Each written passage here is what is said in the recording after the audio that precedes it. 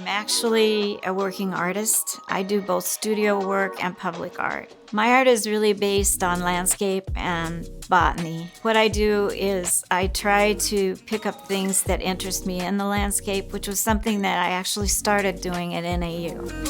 Transit's one of my very favorite things to work on simply because if you can inject a little bit of the natural world or a little bit of something unexpected, it's really beneficial to the users of the site.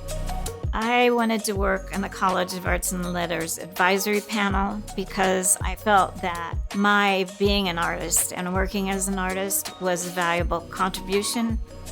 The Robertson-Shindell Award is an award based on proficiency in studio art. It has managed to grow to be quite a nice, significant scholarship. So much of being in art is you're wondering if there is a value to it.